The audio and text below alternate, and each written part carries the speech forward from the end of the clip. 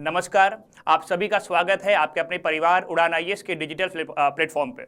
जैसे कि आपको पता है कि हमारे संस्थान ने छात्र हित को सर्वोपरि रखते हुए 2024 जो मेंस हुआ है उसके पेपर को लेकर हमने एनालिसिस शुरू किया है। उसी क्रम पे उसी श्रृंखला पे आज पेपर नंबर 5 जो पार्ट नंबर 3 है छत्तीसगढ़ का भूगोल, उस पर आज बात करते हैं। ठीक है, तो सबसे पहले मैं आपको बता दूं कि जो हमारा छत्तीसगढ़ का भूगोल है, ठीक है बेटा, जो हमारे पास छत्तीसगढ़ का भूगोल है ये पेपर नंबर 5 में अगर देखा जाए, ठीक है, पेपर नंबर 5 पे ये बेटा यूनिट नंबर 3 का पार्ट है।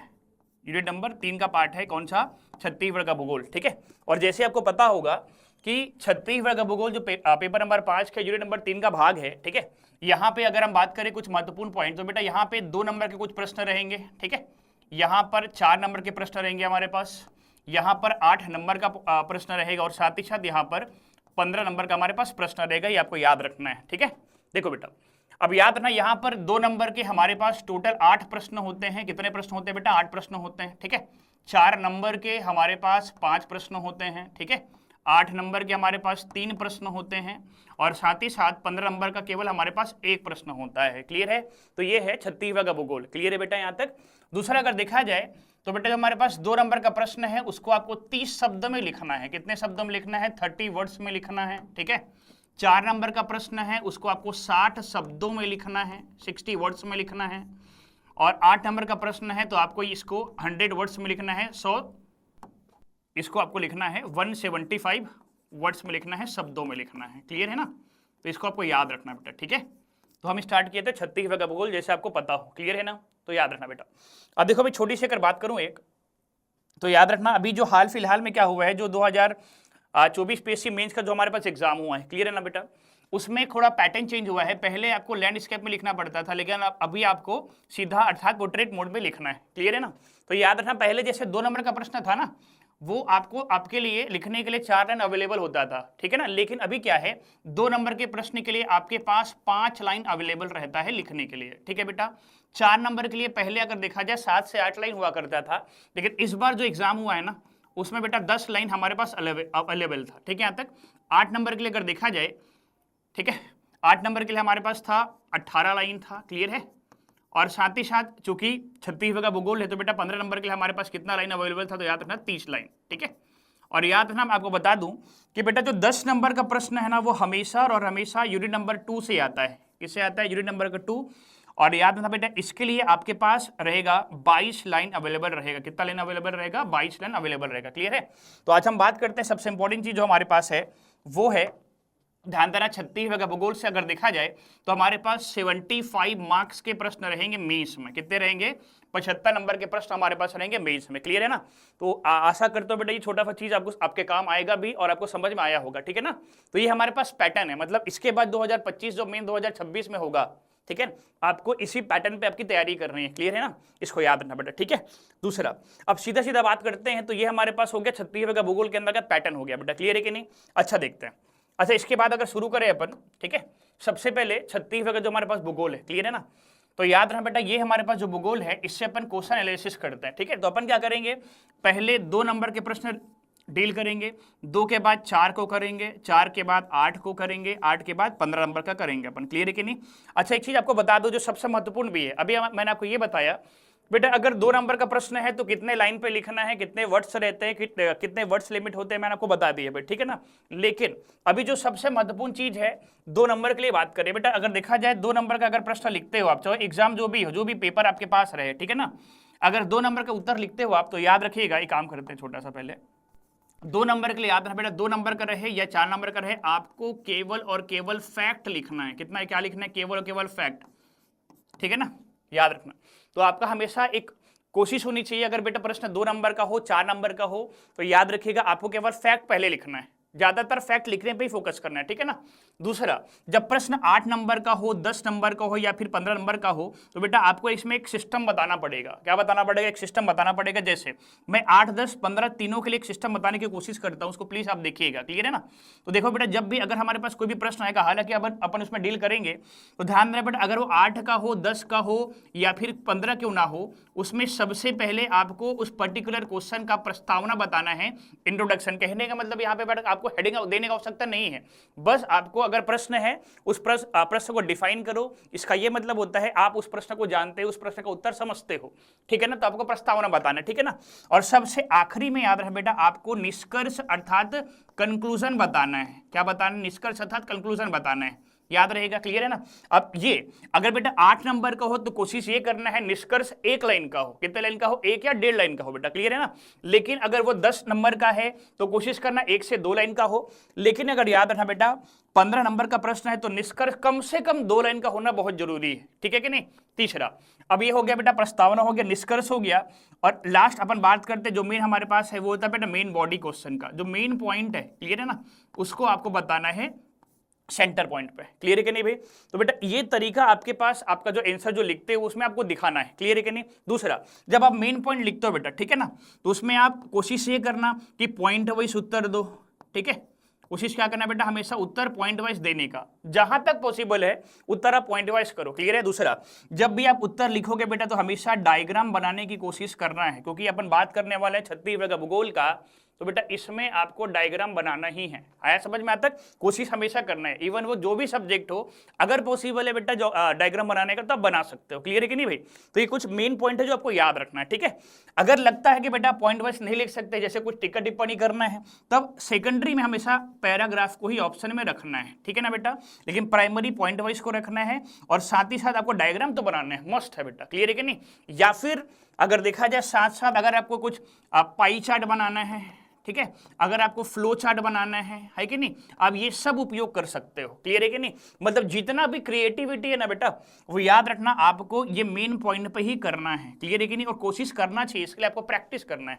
और इसीलिए प्रैक्टिस के लिए अपन, वो हमारा जो संस्थान है वो हमेशा टेस्ट सीरीज के बारे में जोर देता है बेटा, क्लियर है कि नहीं। उस पर अपन बात करेंगे बाद में, क्लियर है कि नहीं। चलो बेटा, तो आज अपने काम करते हैं, सबसे पहले शुरू करते हैं एक पॉइंट और एक उसको समझने की कोशिश करते हैं।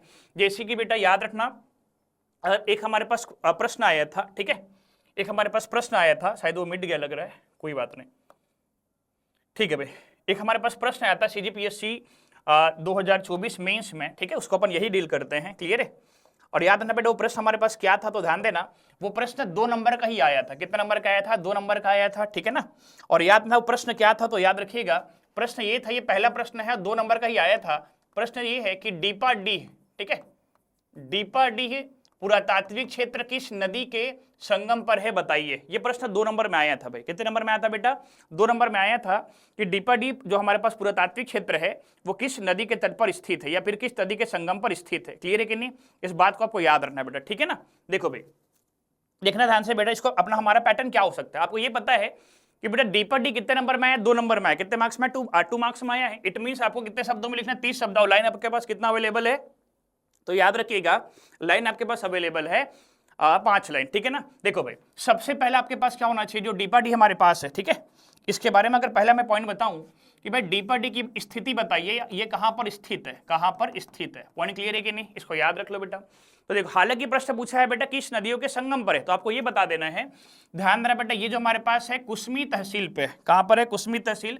गांव का नाम याद रखना, ग्राम चाल गली के समीप। कहां पर है? चाल गली के समीप, ठीक है। ये कहां पर पड़ता है? कुसमी। कहां पर पड़ता है? कुसमी।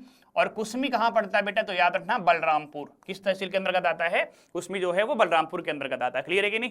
तो डीपाडी की आपने स्थिति बता दिया। अगला ये बताना है, स्थिति के बाद दूसरा ये बताना है बेटा कि जो आपका जो मेन प्रश्न पूछा है, क्या पूछा है कि जो डीपाडी है वो किन नदियों के संगम पर स्थित है, क्लियर है कि नहीं भाई। तो याद रखिएगा जो हमारे पास डीपाडी है वो सबसे पहले याद रखना बेटा कान्हा नदी, नदी का नाम क्या है? कान्हा है। दूसरा आपको याद रखना है सूरिया है। और सूर्य के बाद तीसरा क्या है? तो याद रखिएगा गलफुल्ला है। क्या है? गलफुल्ला है। तो याद रखिएगा बेटा जो हमारे पास जो डीपाडी है वो प्रमुख रूप से कान्हा, सूर्या, गलफुल्ला के संगम पर स्थित है। यही प्रश्न पूछा था, क्लियर है कि नहीं। इस बात को आपको याद रखना है, ठीक है कि नहीं, इसको याद रखना बेटा, क्लियर है कि नहीं। अगला, अच्छा ये बताइए बेटा, इतने से तो 2 नंबर मिलेगा नहीं, है कि नहीं। तो देखो सबसे इंपॉर्टेंट चीज मैंने ये बताया बेटा, प्रश्न कहाँ का है? ज्योग्राफी का है। तो हमेशा ये कोशिश रहनी चाहिए कि बेटा ज्योग्राफी में आपको एक मैप बनाना ही है, एक चित्र बना देना है, ठीक है ना। तो कोशिश ये करना है, आपको एक स्पेस लेना है अपने कॉपी में, क्लियर है ना। इस आपको जो मैप है बेटा वो हमेशा डिब्बे के अंदर कवर करना है। किसके अंदर कवर करना है? डिब्बे के अंदर, ठीक है। यहाँ पे जिला बना दो बलरामपुर और यहाँ पे नाम लिख दो डीपाडी, खत्म। कोशिश ये करना बेटा आपको मैप तो बनाना ही है, ठीक है। यहाँ तक दूसरा चलते हैं, अगला याद रखना। अब इसमें क्या करते हैं, जो हमारे पास डीपर डी है, डीपर डी के बारे में अपन क्या करते हैं, कुछ विशेष पॉइंट पढ़ते हैं। क्या पढ़ते हैं, कुछ विशेष पॉइंट पढ़ते हैं किसके बारे में, तो याद रखिएगा बेटा डीपर डी के बारे में। आगे समझ में आता तक इस बात को याद रखना है, क्लियर है। देखो भाई डीपर डी के बारे में याद रखना, सबसे पहला पॉइंट याद रखना, डीपर डी का अगर अर्थ देखा जाए तो बेटा डीपर डी का अर्थ होता है देव स्थान। क्या होता है, देव स्थान, याद रहेगा। डीपर डी का शाब्दिक अर्थ क्या है बेटा, देव स्थान है, क्लियर है।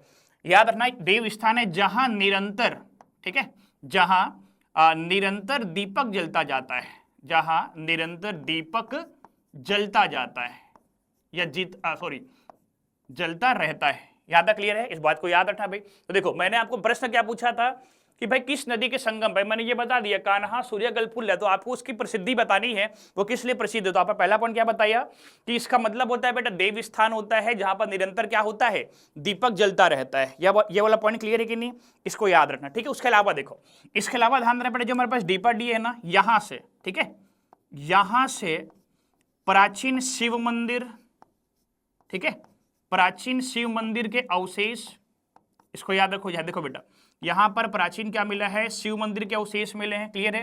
दूसरा कार्तिकेय की प्रतिमा, ठीक है, कार्तिकेय की प्रतिमा, स्पेलिंग गलत है बेटा,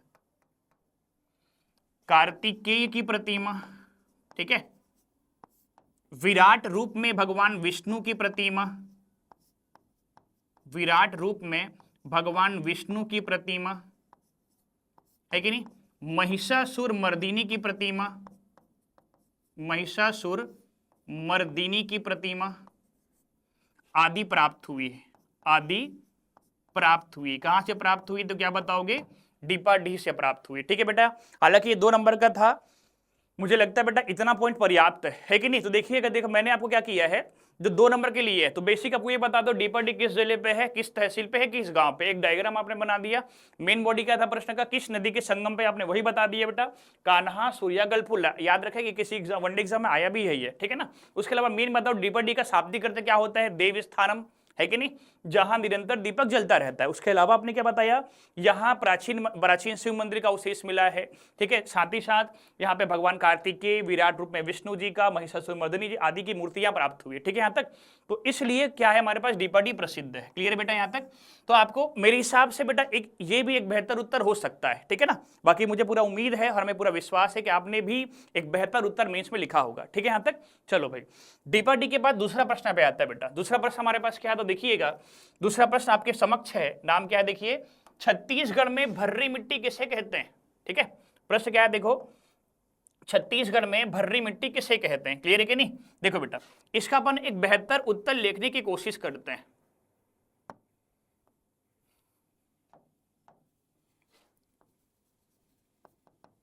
कि छत्तीसगढ़ में भर्री मिट्टी किसे कहते हैं, क्लियर। देखो कितने नंबर में आया है, 2 नंबर में आया, ठीक है।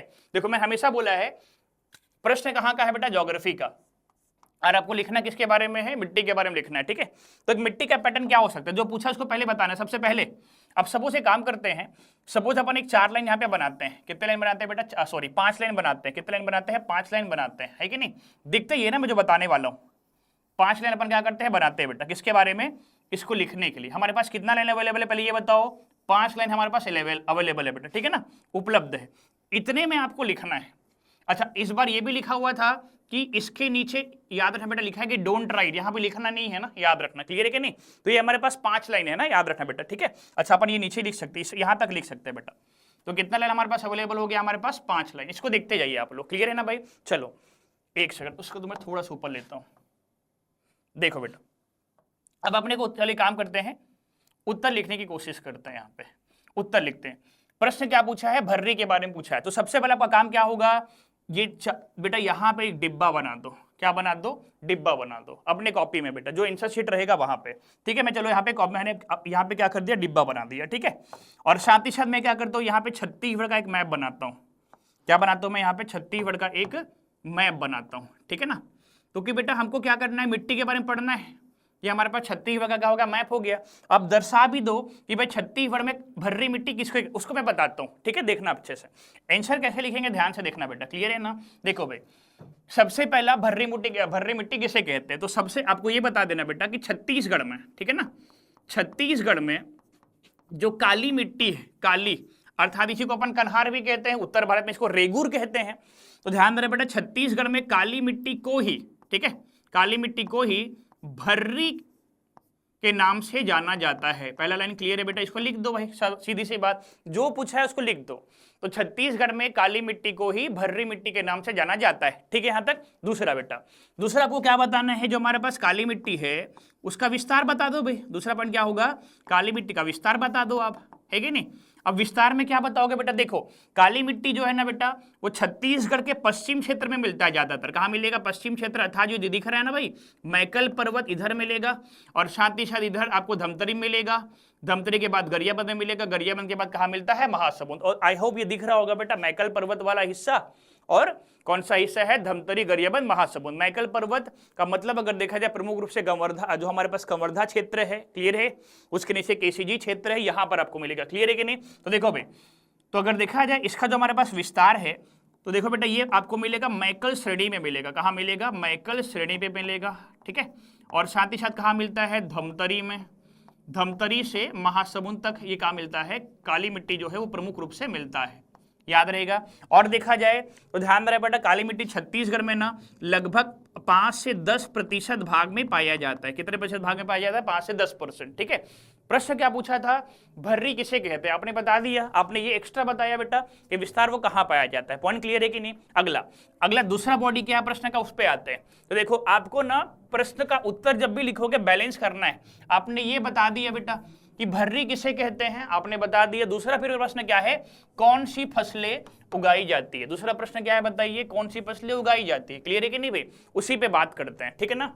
अब देखो कौन सी फसलें उगाई जाती है, तो देखो बेटा यहाँ पे अपन छोटा सा हेडिंग डाल देते हैं भाई, किस पे, कि बेटा यहाँ पे प्रमुख फसल कौन सा उगाते हैं, प्रमुख फसल कौन सा उगाते हैं। तो यकीन मानो यहाँ पे ना उसको लिखने से पहले आपको एक सेंटेंस लिख लेना चाहिए, यह मिट्टी छत्तीसगढ़ में सर्वाधिक, ना यहाँ पे मैं इंग्लिश में लिख रहा हूँ समझना, यह मिट्टी छत्तीसगढ़ में सर्वाधिक क्या है बेटा, उपजाऊ है। क्या है, उपजाऊ मिट्टी है कि नहीं, याद रहेगा, क्लियर है। और इसके अंतर्गत प्रमुख रूप से निम्न फसलें ली जाती है, निम्न फसलें ली जाती है, ठीक है ना।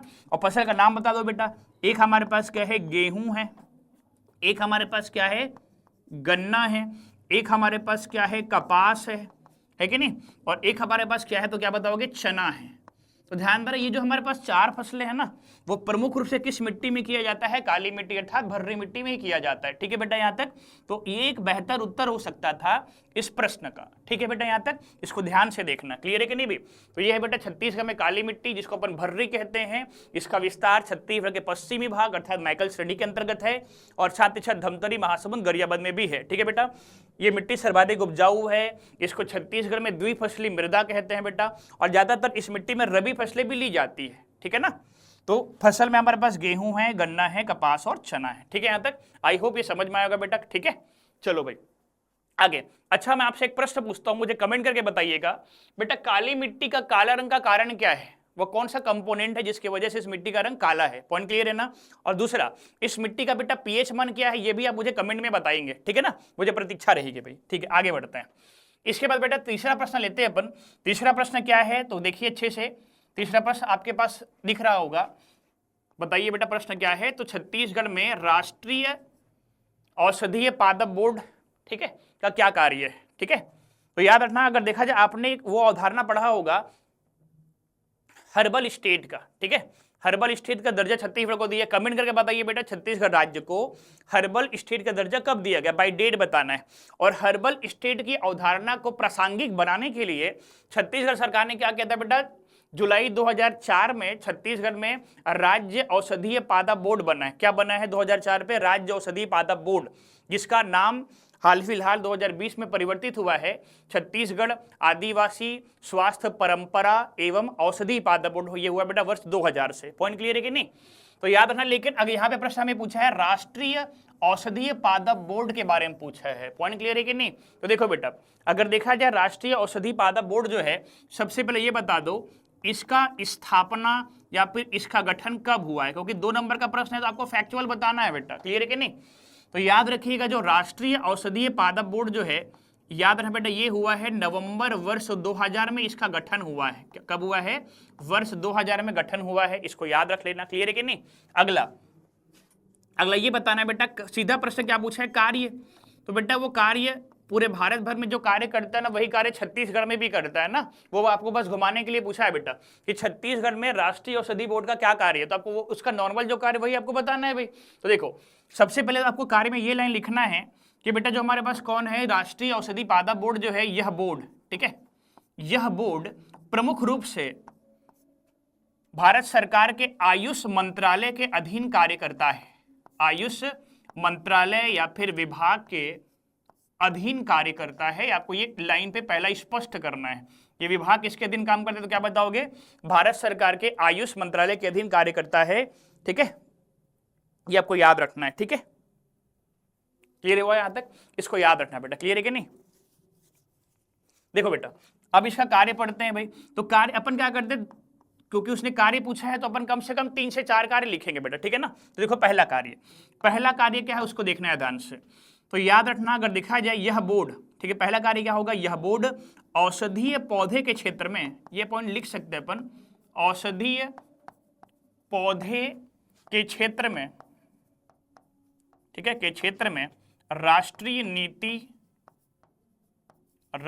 नीति एवं कार्यक्रम का निर्धारण करती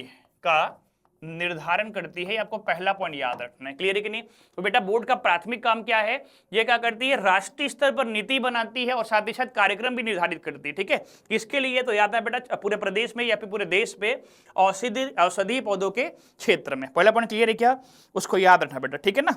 दूसरा, उसके बाद दूसरा अगर देखा जाए, दूसरा जो महत्वपूर्ण कार्य इसका हो सकता है किसानों को, ठीक है, इसका जो दूसरा जो सबसे महत्वपूर्ण कार्य है, किसानों को तकनीकी एवं वित्तीय सहायता प्रदान कर किसानों को तकनीकी एवं वित्तीय सहायता प्रदान कर औषधीय पौधों की खेती के लिए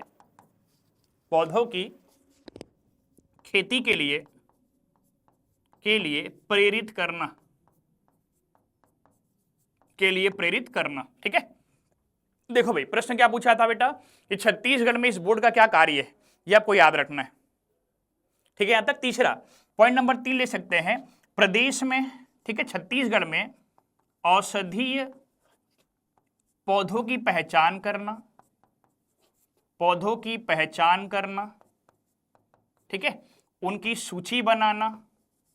देखो भाई, प्रदेश में औषधि पौधों की पहचान करना, सूची बनाना एवं, ठीक है, सूची बनाना एवं उनके मात्रा का निर्धारण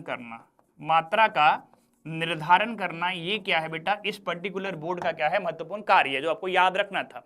तो मेरे हिसाब से बेटा 2 नंबर के लिए उत्तर एक बेहतर हो सकता है। देखिएगा मैंने आपको क्या क्या बताया। प्रश्न क्या पूछा था उसने कि राष्ट्रीय औषधि बोर्ड का क्या कार्य है, तो मैंने आपको बताया है। पहले ये बता दो बेटा स्थापना कब हुआ है, और दूसरा आपको ये बताना है किसके अधीन कार्य करता है और क्या कार्य करता है, मैंने आपको बता दिया है। आई होप ये समझ में आपको आया होगा। थोड़ा सा भी अगर डाउट है बेटा प्लीज कमेंट करके आप पूछ सकते हैं। क्लियर है कि नहीं भाई? तो अभी तक मैंने आपको 2 नंबर के 3 प्रश्न बताए हैं। इसी श्रृंखला को अपन आगे बढ़ाते हैं, ठीक है कि नहीं? तो याद रहे बेटा, उसमें एक और प्रश्न लेते हैं, देखना ध्यान से। प्रश्न नंबर 4 हमारे पास है, ये बहुत बेटा करंट अफेयर्स का प्रश्न है। अच्छा एक चीज मैं बताऊंगा भी, अगर अपन मेंस पर्टिकुलर पीएससी टारगेट करके रखे हैं बेटा, क्लियर है कि नहीं? अगर आपका टारगेट पीएससी, इट मींस आपको प्री भी देना है, मेंस भी देना है बेटा, इंटरव्यू भी देना है, ठीक है कि नहीं? तो अगर देखा जाए तो मेन जो आपके पास सोर्स होना चाहिए छत्तीसगढ़ ज्योग्राफी में बेटा, तो याद रखना एल.एन. वर्मा की बुक होनी चाहिए। कौन सी बुक होनी चाहिए? एल.एन. वर्मा की बुक प्लीज आपके पास रखना है, चाहे वो ओरिजिनल हो या फोटोकॉपी क्यों ना हो। और एल.एन. वर्मा के साथ साथ आपको बेटा इकोनॉमी सर्वे जो 2024 है वो भी आपके पास होना चाहिए आपके घर पे। और तीसरा बेटा बजट 2025 जो अभी इस साल के लिए ऑथेंटिक है, वो आपको पढ़ना है कि नहीं? ये तीन चीजें आपके पास, अगर आप ज्योग्राफी पढ़ रहे हो तो आपको इसको डिटेल से कवर करना है, क्योंकि देखो बेटा, प्रश्न आया है कि छत्तीसगढ़ के बजट 2025-26 में किन नदियों को जोड़ने के लिए सर्वे का कार्य प्रस्तावित है, ठीक है कि नहीं।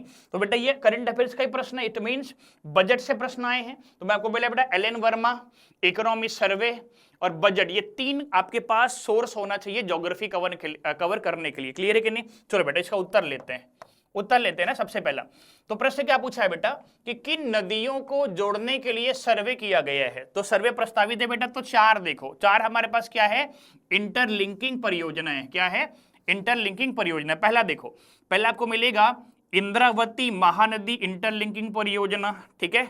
दूसरा देखो पैरी एवं महानदी इंटरलिंकिंग परियोजना। तीसरा देखो मोगरा एवं खरखरा इंटरलिंकिंग परियोजना। और चौथा देखो सिकासार एवं कोडार नहर लिंकिंग परियोजना। ये तो आपको लिखना था मेंस में, एज इट इज लिख देना था बेटा, क्योंकि यही तो पूछा था उसने 2025 मेंस का जो प्रश्न था। क्लियर है कि नहीं भाई, याद रखना। अब दूसरा आपको मैं एक कमेंट करके बताइए बेटा, कुछ पूछता हूं, ये बताइए बेटा इंद्रावती नदी कहां से निकलती है, लंबाई कितनी है। पैरी नदी कहां से निकलती है, लंबाई कितनी है।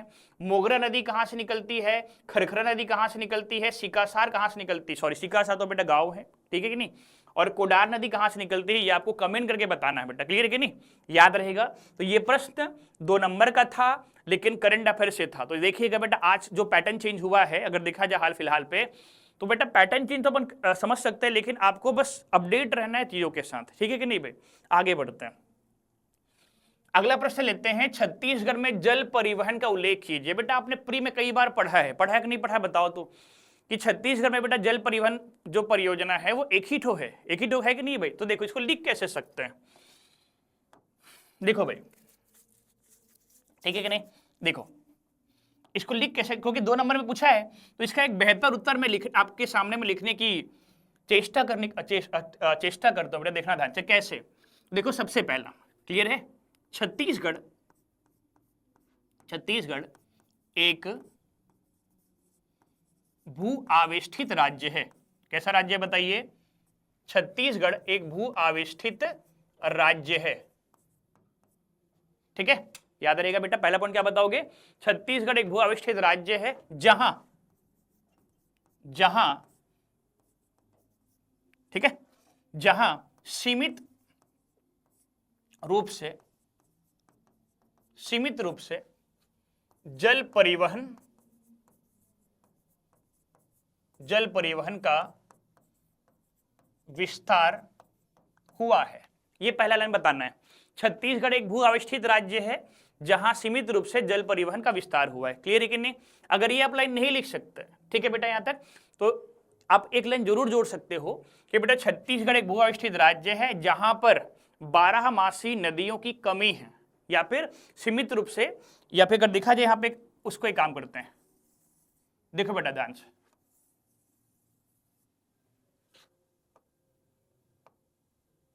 देखो भाई, इसके जगह अगर चाहो, जहां सीमित रूप से जल परिवहन का विस्तार हुआ है उसके जगह अगर चाहो तो यहां पर 12मासी, वो बेटे यहाँ की नदियां 12 महीने नहीं बहती है कि भाई, तो यहां पर 12मासी नदियों की कमी है। क्लियर है। दूसरा पॉइंट क्या बताओगे, ठीक है, देखो बेटा दूसरा पॉइंट आप क्या बताओगे, तो ध्यान देना, प्रदेश में जल परिवहन की सुविधा एकमात्र सबरी नदी पर उपलब्ध है,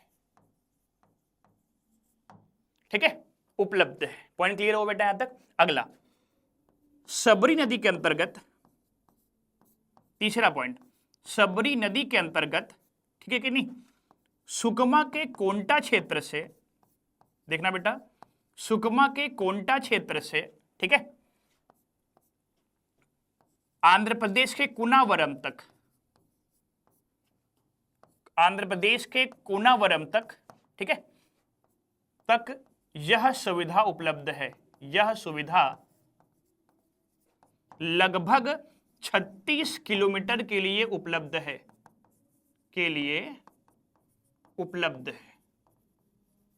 आया समझ में यहां तक। क्लियर है बेटा यहां तक। अब देखो भाई, आपके पास कितने लाइन अवेलेबल रहते हैं? 5। हालांकि बेटा 2 नंबर का है, इतने कंटेंट ज्यादा होते हैं, बहुत पर्याप्त है, लेकिन अगर चाहो तो एक लाइन इसमें ऐड कर सकते हो। जैसे मैंने बोला है, इसका एक उत्तर कैसे लिख सकते थे आप? छत्तीसगढ़ एक भू अवस्थित राज्य है जहां पर 12 मासी नदियों की कमी है। साथ साथ आप ये चाहो तो ये लिख सकते हो बेटा, ठीक है। मेन पॉइंट क्या है? प्रदेश में जल परिवहन की सुविधा एकमात्र सबरी नदी पर उपलब्ध है। सबरी को अपन कोलाब नदी भी कहते हैं, क्लियर है। यह सुविधा या फिर सबरी नदी के अंतर्गत सुकमा के कोंटा क्षेत्र से आंध्र प्रदेश से कुनावरम तक यह सुविधा उपलब्ध है। कितने किलोमीटर के लिए उपलब्ध है? 36 किलोमीटर। अगर चाहो तो बेटा एक पंच लाइन दे सकते हो। क्या दे सकते हो? छत्तीसगढ़ सरकार वर्तमान में नदी इंटरलिंकिंग परियोजना पर कार्य रही है, तो भविष्य में जल परिवहन के विकास की संभावना दिखाई देती है। आया समझ में? इस लाइन को आप पंच लाइन दे सकते हो, क्लियर है। लेकिन 2 नंबर का बेटा इतना देख ले, ये हमारे पास पर्याप्त है, क्लियर है कि नहीं? ठीक है भाई, आगे बढ़ते हैं, ठीक है ना।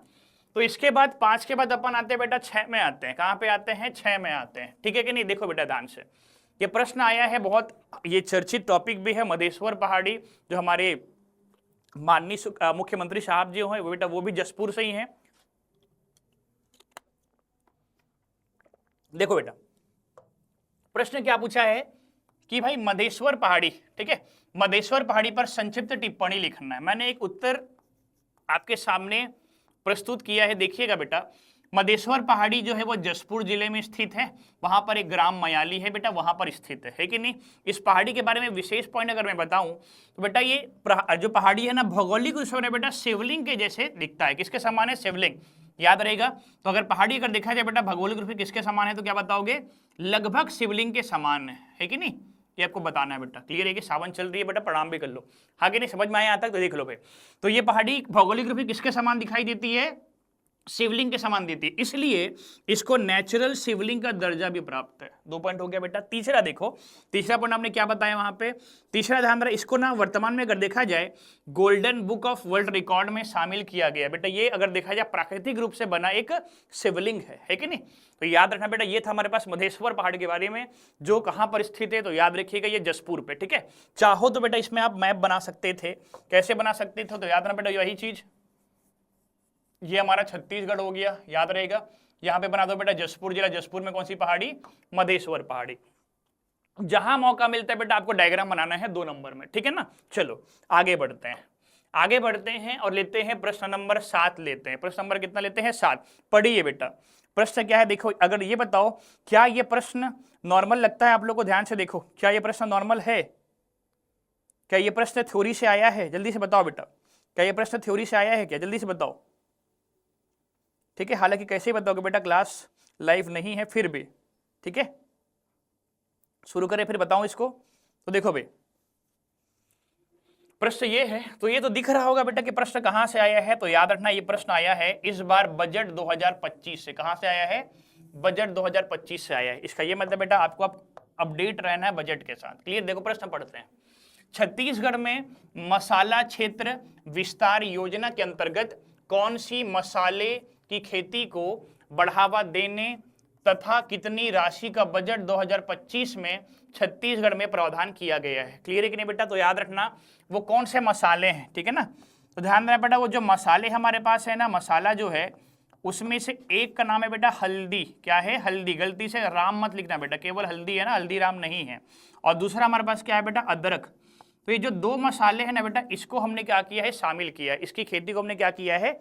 शामिल किया है, क्लियर है कि नहीं। और साथ ही साथ बजट में हमने कितनी राशि रखी है, तो इसके विस्तार के लिए ना बजट में हमने क्या किया है? वर्ष 2025 में 5 करोड़ रुपए, ठीक है, 5 करोड़ रुपए की राशि निर्धारित की है। प्रश्न वही पूछा था भाई कि कौन कौन से मसालों को हमने शामिल किया है? हल्दी और अदरक। और दूसरा हमने कितना पैसा वहां पे बजट में सैंक्शन किया, तो क्या बताओगे? तो याद रखना बेटा इसका हमने सैंक्शन किया है, तो याद रखना 5 करोड़। अगला, इसका उद्देश्य क्या होगा बेटा? ये जो हमारे पास कार्यक्रम है इसका उद्देश्य क्या है? तो ध्यान रखना इसका उद्देश्य है छत्तीसगढ़ में जो मसालों की खेती के मसालों के उत्पादन को बढ़ावा देना। उद्देश्य क्या होगा? तो ऑब्वियस सी बात है ना बेटा, योजना का नाम क्या है? मसाला क्षेत्र विस्तार योजना। तो उद्देश्य क्या होगा? छत्तीसगढ़ राज्य में मसालों के उत्पादन को बढ़ावा देना। इस उद्देश्य का नॉर्मल उद्देश्य, सॉरी, इस योजना का उद्देश्य होगा। दूसरा क्या होगा बेटा? किसानों की आय में वृद्धि करना। तो पहला उद्देश्य क्या होगा, छत्तीसगढ़ में मसालों के उत्पादन को बढ़ावा देना, और दूसरा क्या है, छत्तीसगढ़ के किसानों की आय में बढ़ोतरी करना। ठीक है, तो बेटा ये था हमारे पास प्रश्न क्रमांक 7, जिसका उत्तर मैंने आपके समक्ष अभी प्रस्तुत किया था। क्लियर है कि नहीं, इसको अच्छे से देखिए, कोई डाउट है कि नहीं बताइए बेटा, क्लियर है कि नहीं, अच्छे से देखिए। ठीक है, लास्ट अपन आते हैं, तो 2 नंबर का आखिरी प्रश्न करते हैं बेटा, क्लियर है कि नहीं। अब वो होगा तो देखिए, प्रश्न पढ़िए, बताइए बेटा ये प्रश्न आपने कहीं देखा है तो याद रखना, ये प्रश्न हमारे पास पूछा है बेटा समलूर के बारे में। अब ध्यान देना बेटा, मैं आपको एक बुक बताता हूं, अच्छे से देखना, ये मिस्टर एलन वर्मा के बुक में दिख गया आपको, मिस्टर एलन वर्मा की बुक में। तो मैं पहले हमेशा बोलता हूं, छत्तीसगढ़ का ज्योग्राफी बेटा ग्रंथ अकादमी की जो बुक है, छत्तीसगढ़ सरकार की बुक है, वहीं से करिए, एलन वर्मा। यकीन मानिए पीएससी का जितने भी एग्जाम होंगे बेटा, कभी भी आपसे प्रश्न छूटेंगे नहीं, याद रखना, एलन वर्मा से पढ़ना बेटा। क्लियर है कि नहीं, पर्यटन वाले सेक्शन में दिया गया है, इतना क्लियर है कि नहीं, इसे याद रखना। ठीक है, तो प्रश्न क्या पूछा है, धार्मिक महत्व बताओ और ऐतिहासिक महत्व बताओ। प्रश्न क्या पूछा है, धार्मिक महत्व बताओ और ऐतिहासिक महत्व बताओ। ठीक है, देखो बेटा, सबसे पहला जो हमारे पास समलूर है, ये बता दो, सीधा स्थिति बता दो कहां पर स्थित है। तो ध्यान देना बेटा, अगर देखा जाए ये गिदम रोड पर स्थित है, गिदम कहां पर है, दंतेवाड़ा पे स्थित है। पहले ये बता दो बेटा कहां पर स्थित है, दंतेवाड़ा। क्लियर है कि नहीं, अगला फिर बता दो बेटा इसका धार्मिक महत्व क्या है। ठीक है, धार्मिक महत्व किसका, तो याद रखिएगा जो धार्मिक महत्व आपको बताना है वो समलूर का बताना है। किसका बताना है, समलूर का बताना है। क्लियर है कि नहीं, इस पॉइंट को याद रखना बेटा। ठीक है, देखो भाई, सबसे पहले तो याद रखना बेटा, जो हमारे पास अगर देखा जाए जो समलूर है, धार्मिक रूप से अगर देखा जाए, देखो बेटा ध्यान से, कौन सा हमारे पास समलूर है। ठीक है कि नहीं, देखो बेटा ये जो क्षेत्र है, यह क्षेत्र ना प्रमुख रूप से भगवान शिव को समर्पित है। किसको समर्पित है, यह क्षेत्र भगवान शिव को समर्पित है। कौन सा क्षेत्र, तो याद रखना समलूर जो है वो भगवान शिव को समर्पित है। ठीक है कि नहीं, इस बात को याद रखना बेटा। क्लियर है कि नहीं, अगला ध्यान देना, समर्पित है और शांति साथ में बेटा इसे, ठीक है, इसे कराली महादेव मंदिर भी कहते हैं। किसको याद रखना, कराली महादेव मंदिर भी कहते हैं। कहाँ, जहां पे यहाँ पे जो मंदिर होगा ना उसको अपन कौन सा मंदिर कहते हैं, तो याद रखिएगा कराली महादेव मंदिर भी कहते हैं। क्लियर है, दूसरा ये तो अपने पास हो गया धार्मिक। एक और पॉइंट बता दो बेटा, यहाँ पे मेला लगता है। मेला कब लगता है, तो ध्यान देना बेटा, यहाँ पर ना महाशिवरात्रि के दिन मेला लगता है। कब मेला लगता है बताइए, महाशिवरात्रि हो गया, ठीक है, साथ ही साथ माघ पूर्णिमा हो गया, इस दिन मेला यहाँ पे ऑर्गेनाइज होता है। कहाँ पे, समलूर पे। ठीक है ना बेटा, ये कौन सा महत्व हो गया आपके पास, धार्मिक महत्व किसका, तो क्या बताओगे, समलूर का। ठीक है, इसको याद रखना। क्लियर है कि नहीं, देखो बेटा दूसरा चलते हैं। दूसरा अगर देखा जाए, दूसरा पर महत्व यहाँ पे लिख लेते हैं, ऐतिहासिक महत्व। क्या है, ऐतिहासिक महत्व। तो देखो मैंने आपको बताया वहां पे क्या बेटा, प्राचीन शिव मंदिर है। ठीक है, यहाँ पे क्या है, प्राचीन शिव मंदिर है, जिसको अपन और कौन सा महादेव मंदिर कहते हैं बताइए, कराली महादेव मंदिर भी कहते हैं। मेला कब लगता है, माघ पूर्णिमा महाशिवरात्रि के दिन। उसके अलावा अगर देखा जाए ना, ऐतिहासिक रूप से अगर देखा जाए बेटा, ये जो मंदिर है, ठीक है, यहाँ के मंदिर 11वीं शताब्दी में छिंदक नागवंश के राजा सोमेश्वर देव प्रथम द्वारा निर्मित है। इस पॉइंट को बता दो बेटा, क्योंकि आपको क्या पूछा उसने, ऐतिहासिक मत पूछा है। तो बताइए किसने बनाया है, तो सोमेश्वर देव प्रथम ने बनाया है। ठीक है, यहां तक इसको याद, लास्ट याद रखना बेटा। यहाँ पे एक मेन अगर देखा जाए, यहाँ जो शिवलिंग है, ठीक है, यहाँ के शिवलिंग को जलहरी के ऊपर से घुमाया जा सकता है।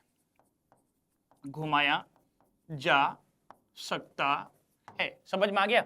तो आई होप बेटा ये समलूर आपके पास 2 नंबर के लिए पर्याप्त है कि नहीं। देखो ध्यान से, समलूर कहां पर मिलेगा बेटा, गिदम में मिलेगा आपको।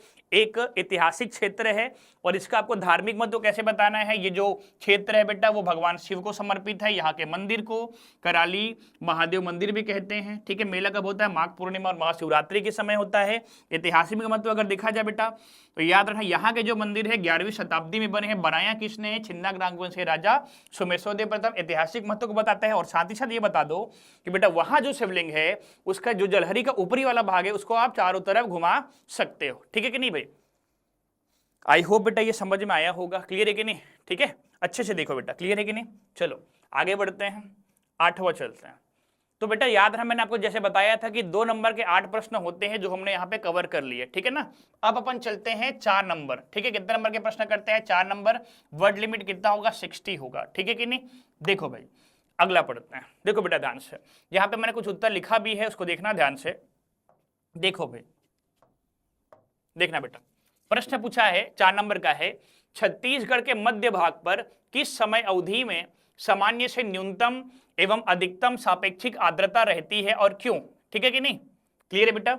ये उत्तर आपके पास उपलब्ध है बेटा ना। मैं आपको एक कॉन्सेप्ट बताता हूं, इसको देखना ध्यान से, तो ये चीजें अपने आप समझ जाएंगे। मध्य भाग है, प्रश्न क्या पूछा, देखो छत्तीसगढ़ के मध्य भाग पर किस समय अवधि में सामान्य से न्यूनतम और अधिकतम सापेक्षिक आर्द्रता रहती है। आर्द्रता की बात की है बेटा। चलो अपन मैदान की बात करते हैं, किसकी बात करते हैं, छत्तीसगढ़ का मैदान, इसकी बात करते हैं, ठीक है ना भाई, छत्तीसगढ़ के मैदान की बात करते हैं, क्लियर है बेटा। यहां तक इस बात को याद रखना है, ठीक है।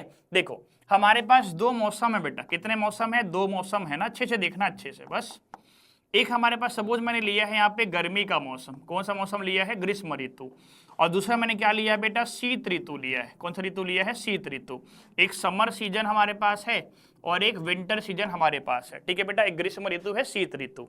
देखो मैं यहाँ पे 3 एजम्पशन लेता हूँ, एक टेम्परेचर का लेता हूँ, एक ह्यूमिडिटी आर्द्रता का लेता हूँ, एक एयर प्रेशर वायु दाब का लेता हूँ, ठीक है कि नहीं भाई।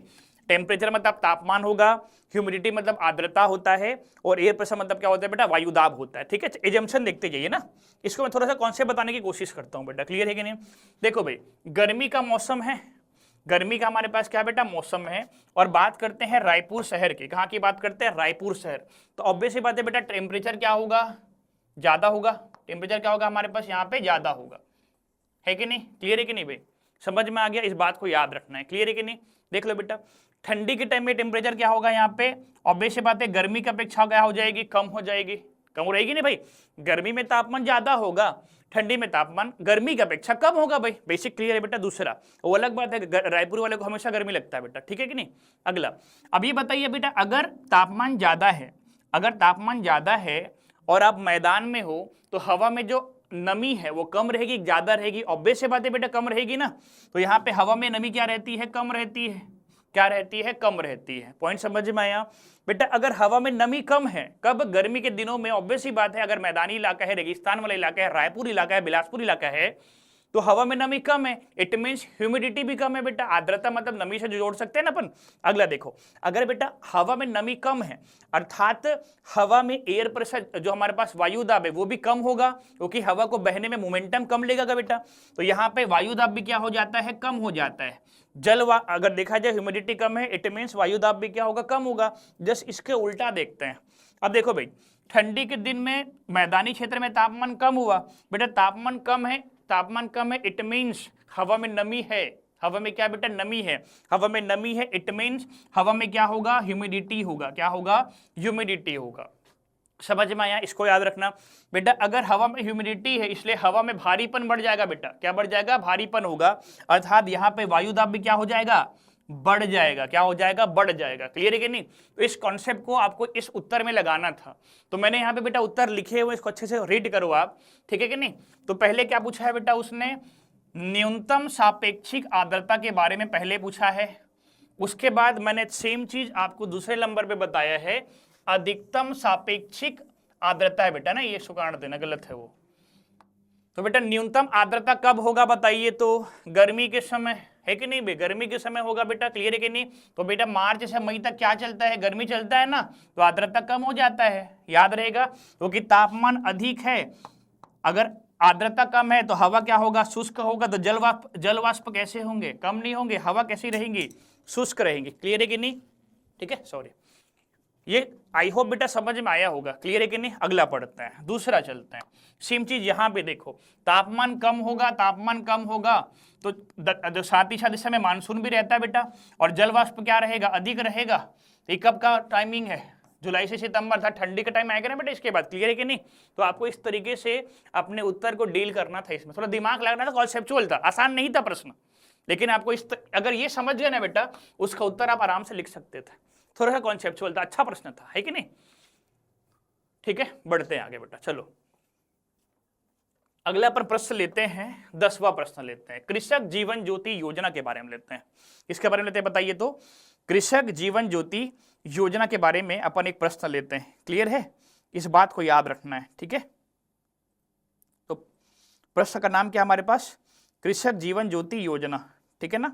देखो बेटा शुरू करते हैं अपन,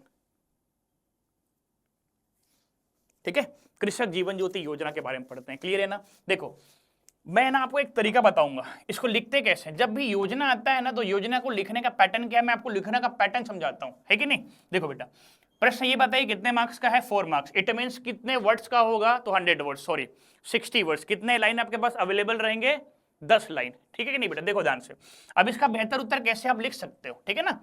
तो देखो बेटा जब भी आप बात करते हो किसी भी योजना का, किसी भी योजना को जब भी आपको लिखना रहता है ना, तो बेटा सबसे पहले योजना के बारे में ये बता दो बेटा, परिचय, नॉर्मल सा परिचय बता दो, ठीक है। परिचय में आप क्या क्या बताओगे, देखो क्या आपके पास भरपूर लाइन अवेलेबल है बेटा, है कि नहीं। तो देखो सबसे पहले आप क्या बताओगे कि भाई कृषक जीवन ज्योति योजना कब शुरू हुआ है, आप योजना का टाइम बता दो भाई। ये योजना बेटा 2 अक्टूबर 2009 को शुरू किया है कि नहीं। दूसरा, ये योजना जो बेटा किस विभाग ने शुरू किया है आप ये बता दो। तो ये आप मुझे कमेंट करके बताइए कि बेटा कृषक जीवन ज्योति योजना कृषि विभाग ने शुरू किया है कि विद्युत विभाग ने शुरू किया है, आया समझ में आज तक, बताइएगा। तो कृषक जीवन ज्योति योजना बेटा आप बताइए, थोड़ा सेंस लगाना है, किस विभाग ने शुरू किया है, कृषि विभाग ने शुरू किया है कि ऊर्जा विभाग ने शुरू किया है, ठीक है ना, ये क्लियर है। उसके बाद देखो बेटा समय बता दिया, विभाग बता दिया आपने, है कि नहीं, क्लियर है। उसके बाद आप क्या बताते हो, तो देखो आपने समय बता दिया बेटा, विभाग भी बता दिया, क्लियर है कि नहीं। उसके बाद ये परिचय अपने पास हो गया। अब परिचय के बाद दूसरा आपको क्या बताना रहता है, तो याद रखिएगा बेटा आपको बताना रहता है उद्देश्य, आपको क्या बताना है, योजना का उद्देश्य बताना है, समझ में आ गया।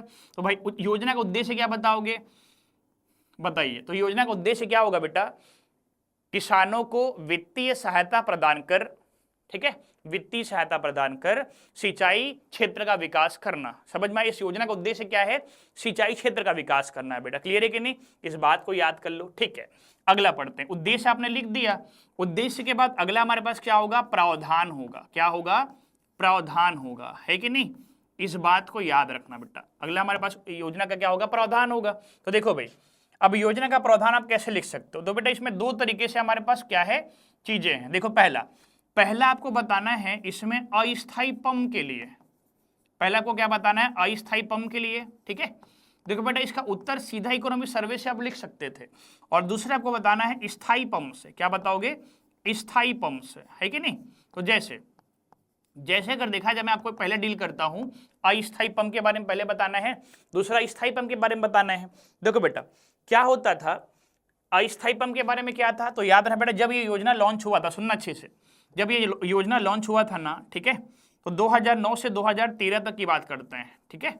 2009 से 2013 तक क्या था, इस योजना के अंतर्गत ये प्रावधान था कि अगर कोई किसान, ठीक है, अगर कोई किसान क्या करेगा, अपने खेत में 3 HP का पंप यूज करेगा उसको, अगर कोई किसान अपने खेत में 5 HP का पंप यूज करेगा उसको, इसको 6000 यूनिट बिजली, ठीक है, और इसको 7500 यूनिट जो हमारे पास विद्युत है वो क्या मिलेगा बेटा, याद रखना प्रति वर्ष निःशुल्क मिलेगा, ऐसा था।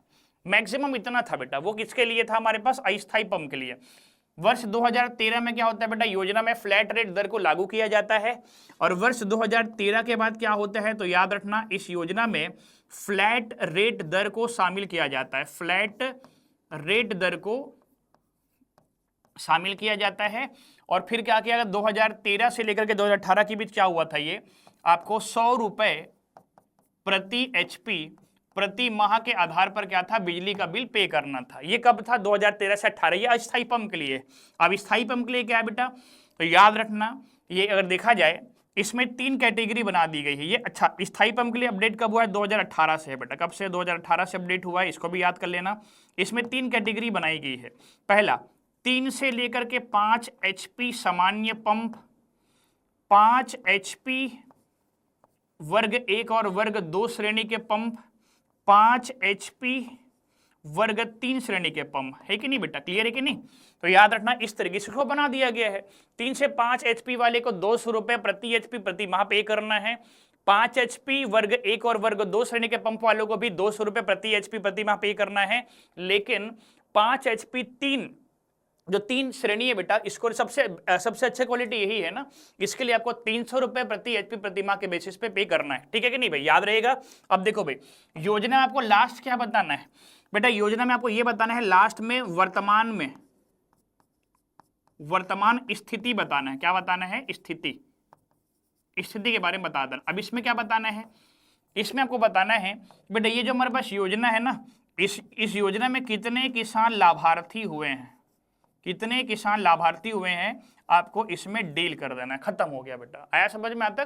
तो ये एक पैटर्न है किसी भी योजना को, अगर वो 4 नंबर में आता है तो 8 में आएगा तो बेटा इसी को डिटेल से लिख देना है यार। 15 में आएगा तो बेटा और डिटेल आएगा। आया समझ में आता? लेकिन ये बेसिक है, योजना लिख लो। ज्यादातर योजना 4 और 8 में आता है। ध्यान दे बेटा, योजना ज्यादातर 4 और 8 में आता है कि नहीं? इसको आपको याद रखना है। तो आई होप ये समझ में आया होगा। ठीक है बेटा, आगे बढ़ते हैं। क्लियर है कि नहीं?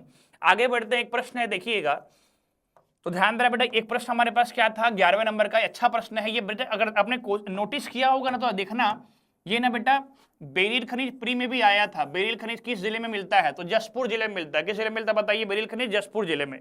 साथ ही साथ सुकमा भी मिलता है और बीजापुर में भी मिलता है। ठीक है ना? इस बात को आपको याद रखना था। याद रहेगा बेटा? क्लियर है? ठीक है भाई। देखो, आपको इसमें क्या पूछा है? बेरिल के बारे में, और दूसरा आपको क्या पूछा है बेटा? अलेक्जेंड्राइट के बारे में। किसके बारे में पूछा है? बेरिल और साथ ही साथ अलेक्जेंड्राइट के बारे में पूछा है। इसकी विशेषता पूछा है, कहां से मिलता है ये बताओ करके। क्लियर है कि नहीं? तो देखो बेटा, मैंने एक उत्तर बताने की कोशिश किया है कि बेटा जो बेरिल खनिज है ना, वो एल्यूमिनियम और सिलिकेट का मिश्रण होता है। अगर इसका स्ट्रक्चर देखा जाए तो षटकोणीय हेक्सागोनल होता है बेटा। पारदर्शिता अगर देखा जाए, पारदर्शिता इसे कम से अधिक की ओर होती है बेटा। याद रखना। क्लियर है कि नहीं? अगला अगर देखा जाए उपयोग, तो बेरिल का जो उपयोग हमारे पास है रत्न एवं आभूषण के निर्माण में होता है। क्षेत्र अगर देखा जाए बेटा, कहां पर मिलता है? तो ये जसपुर के कुनकुरी क्षेत्र में मिलता है। कहां पर मिलता है? जसपुर के कुनकुरी क्षेत्र में मिलता है। साथ ही साथ अगर देखा जाए सुकमा में कहां पर मिलता है? तो सुकमा में बेरी कुपली एक क्षेत्र है। सुकमा में कहां पर मिलता है? बेरी कुपली क्षेत्र पर ये मिलता है, सुकमा में। इसको याद कर लेना। ठीक है? और बीजापुर में अगर देखा जाए तो बीजापुर में बेटा ये मिलता है चिगडूपल्ली। कहां पर मिलता है? बीजापुर में चिगडूपल्ली, वहां पे एक लोकेशन है चिगडूपल्ली, वहां पर बेरिल खनिज मिलता है। ये आपको याद रखना है। पॉइंट क्लियर हो बेटा? इस बात को याद रखना। ठीक है कि नहीं? और साथ ही साथ एक और हमारे पास जगह बेटा कोरिया। कोरिया में जो चांगबखार क्षेत्र है ना, वहां पर भी अगर देखा जाए ये खनिज मिलता है। क्लियर है कि नहीं भाई? देखो बेटा ध्यान से। ठीक है? ये आपको याद रखना है। क्लियर है क्या? देखो भाई, सेम चीज अलेक्जेंड्राइट बेटा, तो याद रखना एक अभिशापित खनिज है बेटा। ध्यान दर, अलेक्जेंड्राइट ना रूस के बाद भारत में केवल गरियाबंद के देवभोग तहसील में मिलता है। याद रखना, ये जो खनिज है ना बेटा, ये रूस में मिलता है, रूस के अलावा केवल भारत में। और ध्यान रहा बेटा, इसको काला हीरा भी कहते हैं। याद रहेगा यहां तक? अभिशापित खनिज भी कहते हैं। ठीक है कि नहीं? इसकी संरचना अगर देखा जाए तो कोइसो बेरिल का कोइसो बेरिल का एक प्रकार है। इसकी पारदर्शिता बेटा कम से अर्ध, ठीक है, अगर देखा जाए अधिकतम की ओर जाता है। स्ट्रक्चर देखा जाए बेटा तो रेक्टेंगुलर रहता है, आयताकार रहता है। उपयोग अगर देखा जाए तो ये भी इसका उपयोग उच्च मूल्य के आभूषण बनाने में, साथ ही साथ दुर्लभ रत्न बनाने में भी इसका उपयोग होता है। क्लियर है कि नहीं? याद रहेगा। क्षेत्र देखो तो ध्यान देना बेटा, ये कहाँ मिलता है? गरियाबंद जिले के देवभोग तहसील में मिलता है। किस तहसील में मिलता है? गरियाबंद जिले के देवभोग तहसील पे मिलता है। और देवभोग में कहां पर मिलता है? तो याद रखना सेंधमुड़ा में मिलता है। कहां पे मिलता है? सेंधमुड़ा में मिलता है। समझ जाओगे आप लोग? इस बात को याद रखना। क्लियर है बेटा? अच्छा, इसमें भी आपको डायग्राम बनाना है भाई। छत्तीसगढ़ का मैप बना देना है। अलेक्जेंड्राइट कहां पर मिलता है? गरियाबंद। और बेरिल कहां पर मिलता है वो आपको वहां पे मेंशन करना है। ठीक है? आपने लिखा है साथ ही साथ यहाँ पे मैप, क्योंकि कितने नंबर का बेटा? 4, क्योंकि नहीं तो आपका 1 नंबर यहाँ पे कट जाएगा। ठीक है ना? तो साथ में आपको मैप बनाना है कि नहीं? इस बात को याद रखना है कि ये था बेटा प्रश्न नंबर 11। ठीक है? इसी कड़ी में एक प्रश्न और लेते हैं। चलो, एक प्रश्न लेते हैं, देखना ध्यान से, ठीक है कि नहीं भाई? देखो बेटा ध्यान से, प्रश्न हमारे पास क्या है, यहाँ पे आंसर हमने लिखना शुरू किया है, ठीक है। छत्तीसगढ़ में प्रस्तावित सिद्ध बाबा जलाशय, ये बेटा इकोनॉमिक्स 2024 में अपडेट हुआ है ना, इसी साल अपडेट हुआ है, इकोनॉमिक सर्वे में एज इट इज दिया है ये प्रश्न। तो सिद्ध बाबा जलाशय अर्थात बांध पर संक्षिप्त टिप्पणी करना था 4 नंबर। तो मैं आपको बता दूं कि बेटा जो हमारे पास सिद्ध बाबा, जो हमारे पास जलाशय की अगर बात करोगे आप, है कि नहीं, जलाशय की बात करोगे, क्लियर है ना, तो बेटा ये केसीजी के अंतर्गत, जो जिला का नाम क्या है बेटा, खैरागढ़ छुई खादान गंडई, तो छुई खादान के अंतर्गत ग्राम उरतुली है, उसके समीप में लामती नदी बहती है, उस पर क्या हुआ है, ये जो परियोजना है बेटा प्रस्तावित है ना, बना नहीं है बेटा, प्रस्तावित है, प्रोजेक्टेड है, क्लियर है कि नहीं, याद रहेगा। तो कहां पर, छुई खादान में, गांव का नाम क्या है, उरतुली, किस नदी पर बन रहा है, लामती नदी पर बन रहा है, प्रस्तावित है बेटा, क्लियर है कि नहीं। जब ये बनेगा तो सिंचाई क्षमता कितनी हो जाएगी, 1840 हेक्टेयर, याद रखना कितना हेक्टेयर, 1840, और ध्यान रखना इसके माध्यम से 34 गांव में सिंचाई की जाएगी। कितने गांव में सिंचाई की जाएंगी, 34 गांव में सिंचाई की जाएंगी, क्लियर है कि नहीं, इस बात को आपको याद रखना है, क्लियर है बेटा, ठीक है। 34 गांव में क्या करना है, सिंचाई करना है, ठीक है। देखो भाई अभी 34 गांव में आपको क्या क्या याद रखना है, देखो बेटा कुछ गांव खैरागढ़ के रहेंगे, ठीक है, कुछ गांव बेमेतरा के रहेंगे, और कुछ गांव साजा के भी रहेंगे। कहां के रहेंगे बेटा, साजा के रहेंगे, क्लियर है कि नहीं। तो याद रखना बेटा ये 19 है, ये 11 है, ये 4 है, ठीक है, इसको याद कर लो बेटा। अब देखो लाभान्वित जिले बता दो, किन किन जिलों को फायदा होगा, तो एक बेमेतरा हो जाएगा, खैरागढ़ हो जाएगा, दुर्ग भी हो जाएगा। कौन सा जिला हमारे पास है, दुर्ग जिला, याद रहेगा, इसको याद कर लो भाई, क्लियर है। इस बांध की कुल जल भराव क्षमता कितनी हो जाएगी जब बन जाएगा, तो याद ना बेटा 9496 मिलियन घन मीटर। जब ये बांध बन जाएगा तो भराव क्षमता कितनी होगी, तो क्या बताओगे, 9496 मिलियन घन मीटर होगा, ठीक है ना, इस बात को याद रखना। लास्ट अगर देखा जाए विशेष भी देख लो, विशेष क्या है, इस परियोजना के माध्यम से, देखना बेटा, इस परियोजना के माध्यम से 3 विकासखंड के 23 लघु जलाशय को जल की आपूर्ति की जाएगी, ठीक है ना, इसको याद रखना, ठीक है। तो बेटा ये ना याद रखिएगा, मैं पहले एक बार और बोल रहा हूं बेटा, ये इकोनॉमिक सर्वे 2024 में एज इट इज लिखा हुआ है, प्लीज एक बार जाके देखिएगा, हूबहू आपके पास ये उत्तर उपलब्ध है कि नहीं। तो देखिएगा ये हमारे पास क्या था बेटा, प्रश्न नंबर 12, ठीक है। तो आई होप देख रहे हो बेटा कि आजकल जो पैटर्न बना हुआ है, मैं एक बार और रिपीट करूंगा, एलन वर्मा, इकोनॉमिक सर्वे और बजट, ये 3 को पढ़ के हमेशा जाना है, ठीक है ना, और पूर्व वर्षों के जो प्रश्न है बेटा उसको सॉल्व करना है, जो सब अपन अभी करा रहे हैं, है कि नहीं।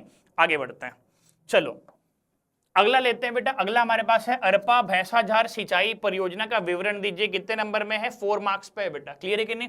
चलो अब मैं आपको बताता हूं, हालांकि अभी वो सिद्ध बाबा था ही, इसको लिखने का पैटर्न क्या है। जब भी आप सिंचाई परियोजना को लिखते हो, क्या किसको पढ़ते हो बेटा, सिंचाई परियोजना को, तो बेटा सिंचाई परियोजना तो 3 प्रकार की होती है, वृहद सिंचाई परियोजना, मध्यम सिंचाई परियोजना, लघु सिंचाई परियोजना, है कि नहीं।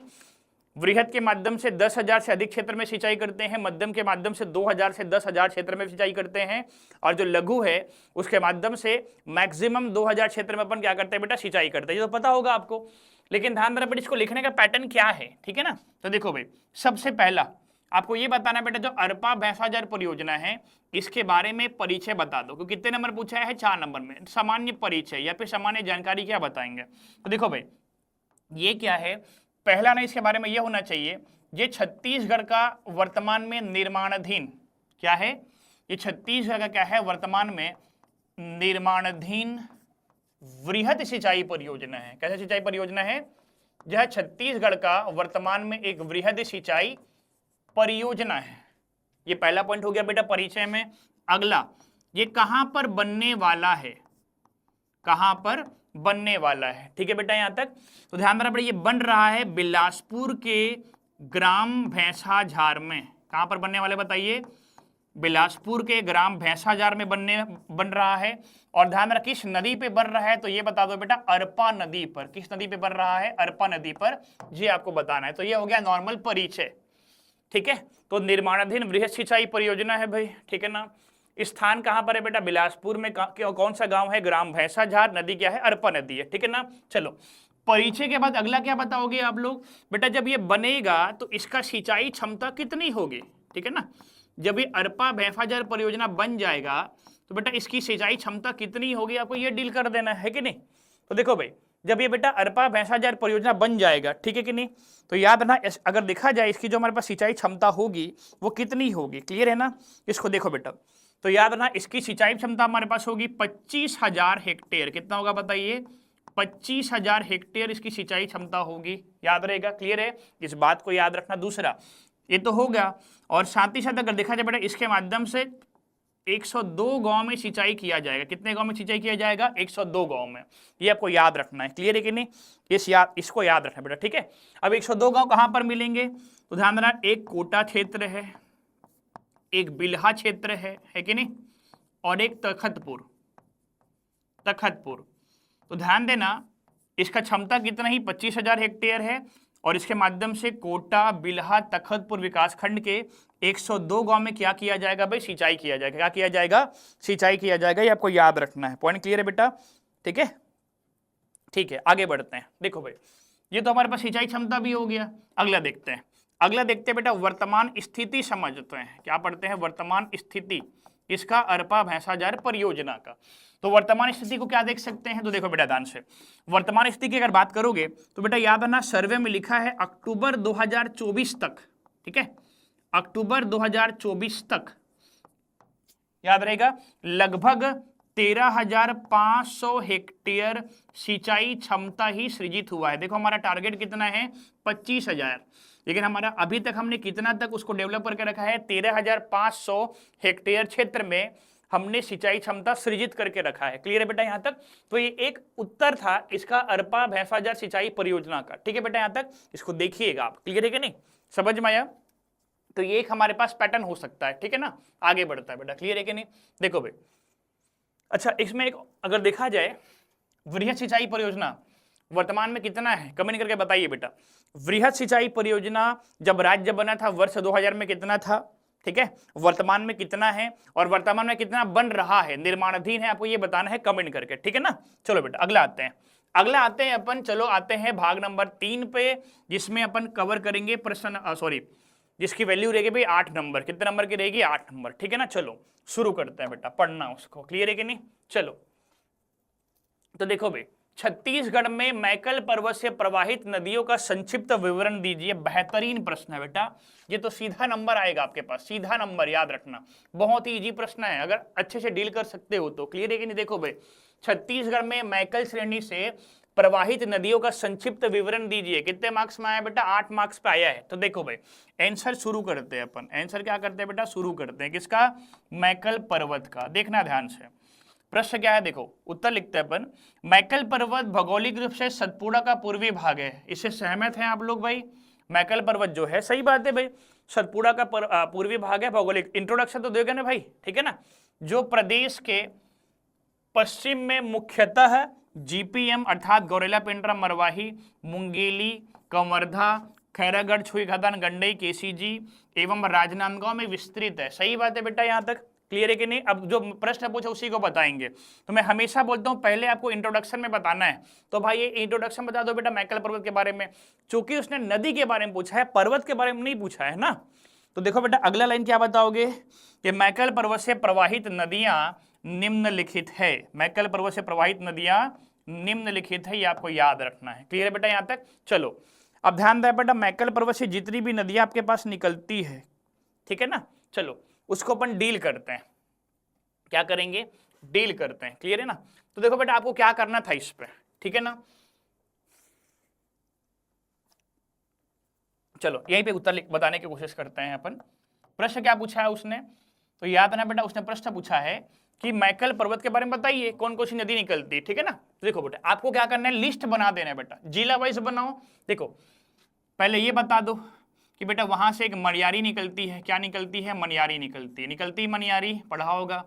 वहीं से हमारे पास आगर निकलता है, क्या निकलता है, आगर निकलता है। वहीं से हमारे पास हाफ निकलता है, क्या निकलता है, हाफ निकलता है, ठीक है। यहाँ तक इसको याद रखना, क्लियर है कि नहीं, इस बात को याद रखना। हाफ अपने पास हो गया बेटा, ठीक है। अगला अगर देखा जाए, वहीं से अगर देखा जाए बेटा आगर है, हाफ है, तो आमनेर है। कौन सा नदी हमारे पास है, आमनेर है, इसको याद कर लो, ठीक है। मनियारी है, आगर है, हाफ है, ठीक है, और एक आमनेर हमारे पास हो गया, क्लियर है। अगला एक और याद रखना बेटा, बंजर नदी है, कौन है, बंजर नदी है, ताड़ा नदी है, जोहिला नदी है, ठीक है ना। तो 8 नंबर पूछा बेटा, 6 से 7 नदी का नाम आपको बता देना है, क्लियर है ना। एक और नदी आपको याद रखना बेटा, जोहिला नदी, कौन सी नदी है, जोहिला नदी, ठीक है ना। देखो भाई, आपको उसने नदी के बारे में पूछा है, दो तरीके से इसका उत्तर लिखा जा सकता है, आपके पास है, देखो उत्तर कैसे लिखना है बेटा। आपको दो पहले इंट्रोडक्शन देना है, क्योंकि 8 नंबर का मैंने आपको बोला एक लाइन पे इंट्रोडक्शन आपको देना है। फिर क्या पूछा है, नदियों का संक्षिप्त विवरण पूछा है।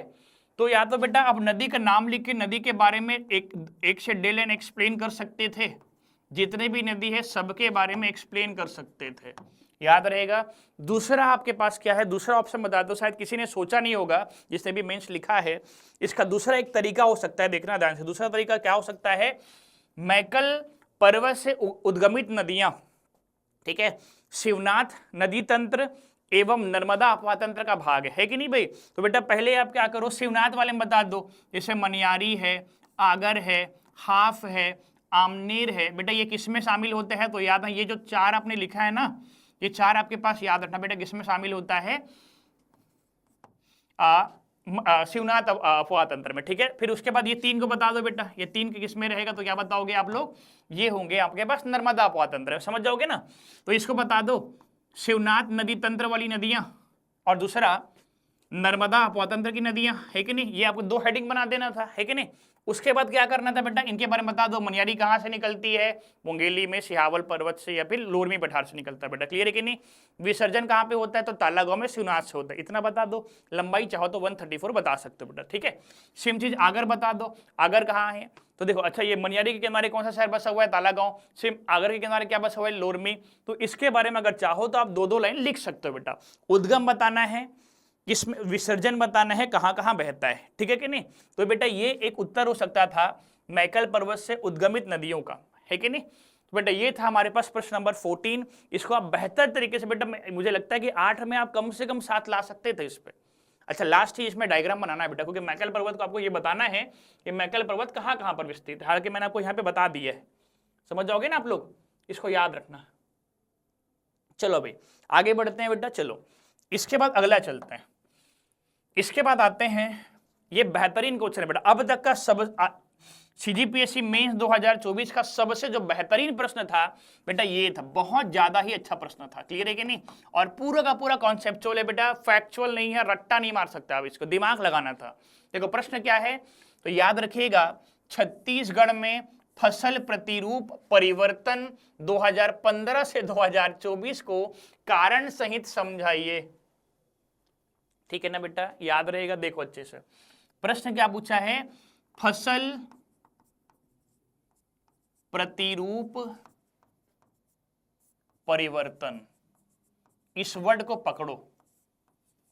तो पहले तो ये बताना बेटा, फसल प्रतिरूप परिवर्तन को आप कैसे देखते हो, अगर देखा है तो बेटा क्यों देखा है, कारण क्या है। 2 चीज है, फसल प्रतिरूप परिवर्तन में आप क्या देखते हो बेटा, और जो भी आप देख पाते हो ना, याद रखना उसका कारण क्या है। 2 ही चीज पूछा है, लेकिन याद रखना 2015 से 2024 पूछा है बेटा, पसीने आ जाएंगे मेंस के पेपर में, है कि नहीं, क्लियर है कि नहीं, समझ में आ रहा है, इसको डील करना था, क्लियर है। तो मैं एक ना गुस्ताखी करता हूं इसका उत्तर आपके सामने प्रस्तुत करने का।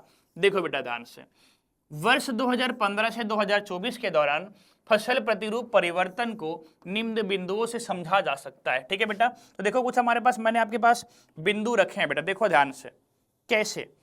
तो एक है मुख्य फसल धान और दूसरा है अन्य फसल। आपने देखा होगा राज्य में, राज्य की जो प्रमुख खाद्यान्न फसल है बेटा वो धान है कि नहीं बेटा, धान है ना। लेकिन हम ध्यान देना बेटा, धान के अलावा भी, ठीक है, धान के अलावा भी अगर देखा जाए तो धान के साथ साथ अब हम गेहूं की ओर भी आगे बढ़ रहे हैं, ठीक है।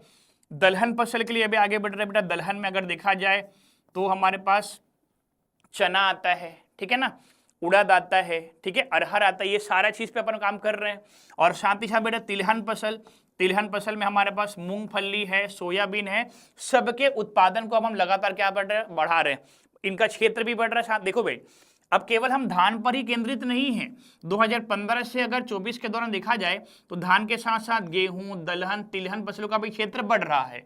अब क्या करोगे, अगर अगर बेटा आप देखो पॉसिबल तो नहीं, मुझे भी पता है बेटा पॉसिबल नहीं है, डेटा याद रखना। अगर चाहो तो आप क्या कर सकते हो बेटा, धान लिख दो, ठीक है, दलहन लिख दो, तिलहन लिख दो, ठीक है, और इसका एरिया बता दो कि बेटा 2015 में कितने क्षेत्र में हमने धान किया था और 2024 में कितने क्षेत्र में धान किया था, यही तो बताना था, ठीक है। और दलहन का बढ़ा होगा, ऑब्वियस बात ही बढ़ा होगा, तिलहन भी बढ़ा होगा बेटा।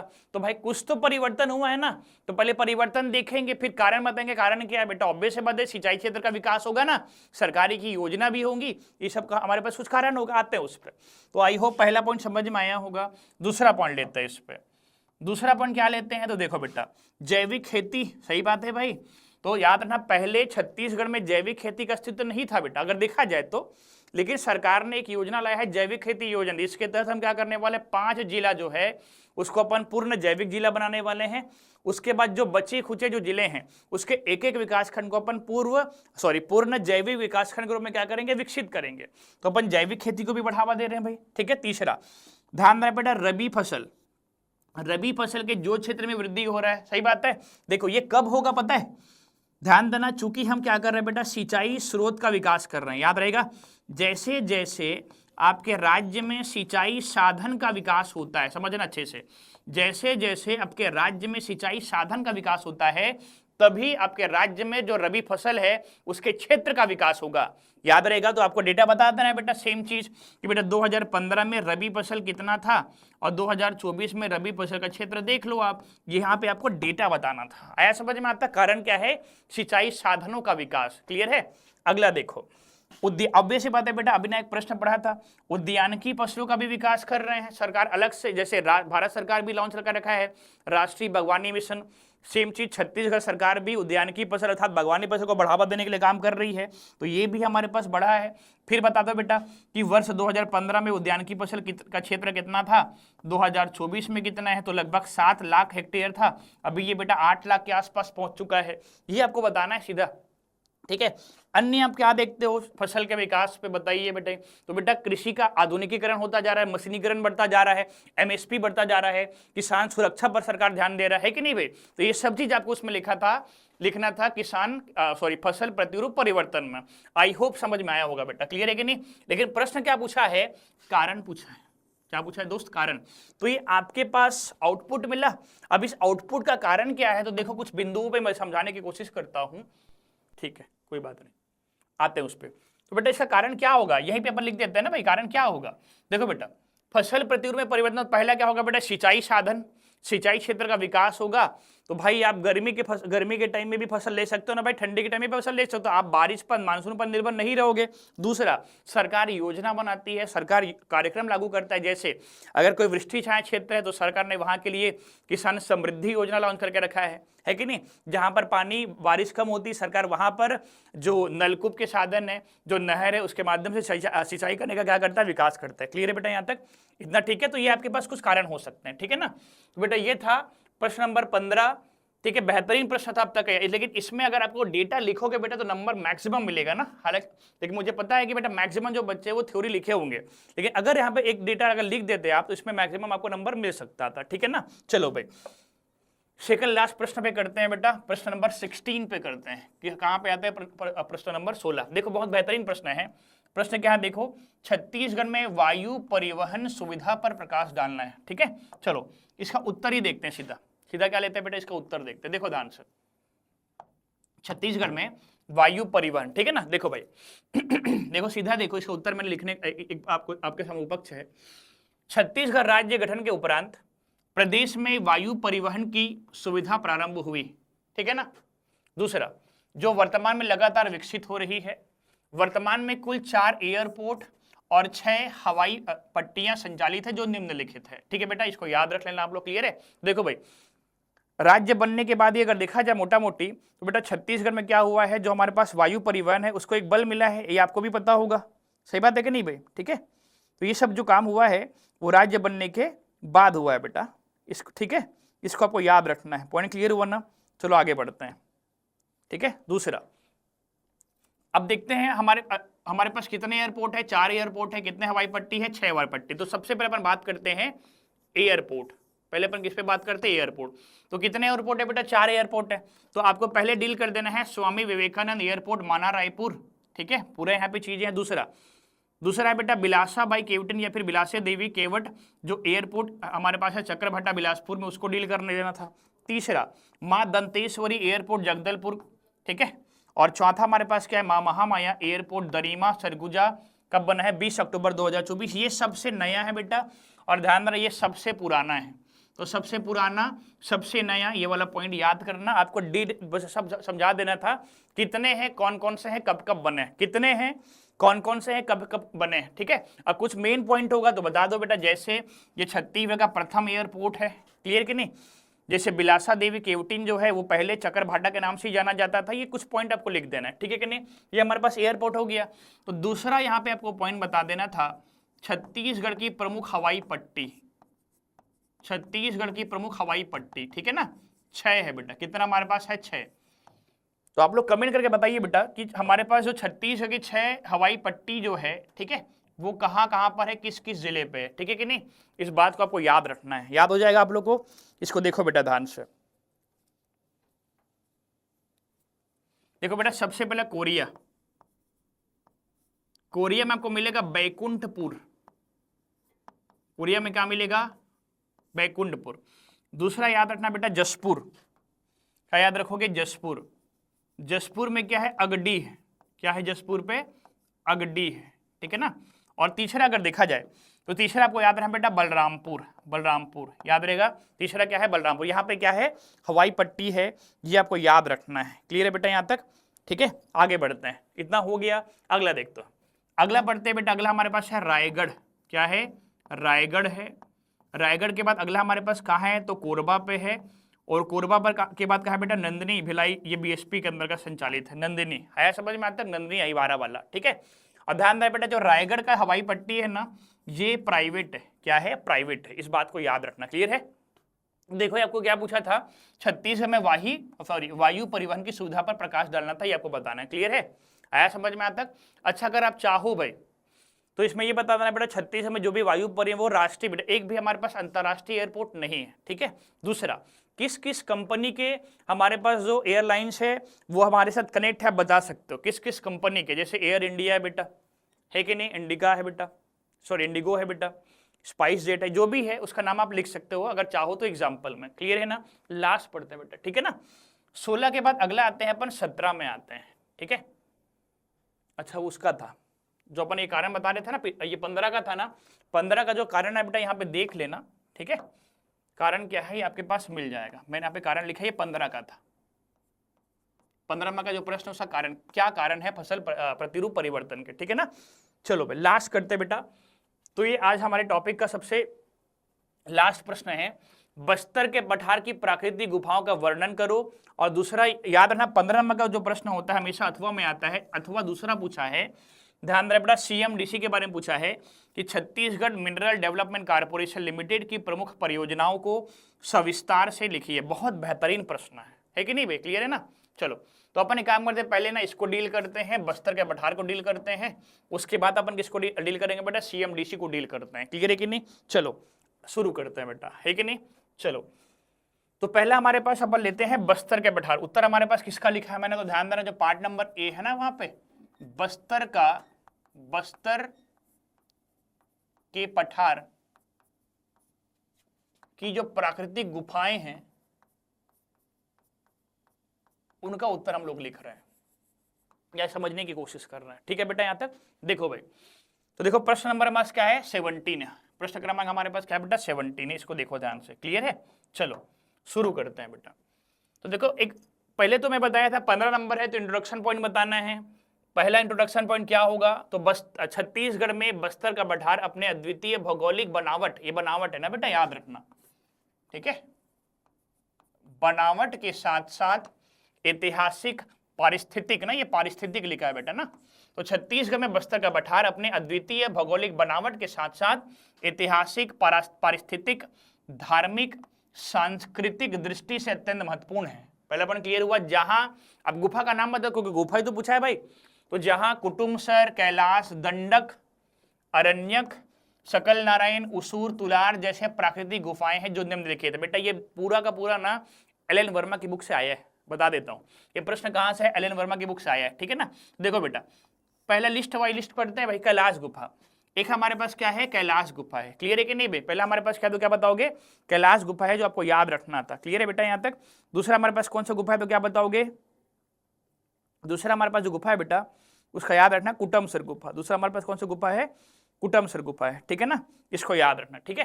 तो देखो भाई जो कैलाश गुफा है बेटा ये इसका खोज हुआ था 1939 में, मार्च 1939 में इसका खोज हुआ था, ठीक है ना। विस्तार अगर देखा जाए बस्तर में, कहां पर है बेटा, बस्तर, ठीक है ना। अच्छा कैलाश गुफा ना प्री में अगर देखा जाए 3 जिलों में कैलाश गुफा है बेटा, बस्तर में भी है, सरगुजा में भी है, जसपुर, सब जगह अलग अलग है बेटा, याद रहेगा ना, ठीक है। अगला विशेष बात करते हैं कहां पर, कैलाश गुफा के बारे में अगर विशेष बात करें, किसके बारे में, कैलाश गुफा के बारे में, क्लियर है बेटा, इसको याद रखना, ठीक है ना। देखो भाई जो हमारे पास कैलाश गुफा अगर देखा जाए बेटा इसका अगर विस्तार बस्तर में कहाँ के अंतर्गत है, ध्यान देना, कांगेर घाटी जो हमारे पास राष्ट्रीय उद्यान है ना, कांगेर घाटी जो हमारे पास नेशनल पार्क है वहां पर ये गुफा स्थित है, ठीक है। कौन सी गुफा स्थित है, तो कैलाश गुफा स्थित है, ये आपको याद रखना है, क्लियर है कि नहीं।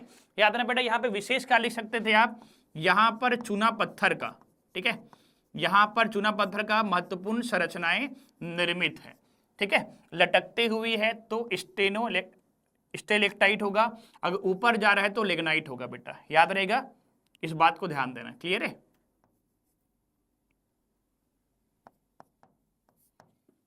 ठीक है, लटक रहा है स्टेलेक्टाइट, ऊपर जा रहा है तो स्टेलेग्माइट, इस बात को याद रखना, ठीक है। अगला अगला हमारे पास कौन सा है, कुटुमसर गुफा है बेटा।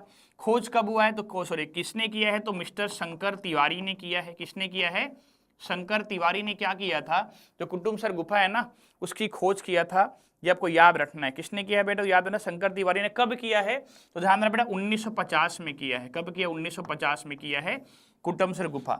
ये भी कहाँ पर है बेटा, तो बस्तर में कांगेर घाटी राष्ट्रीय उद्यान के अंतर्गत स्थित है, पता होगा आपको।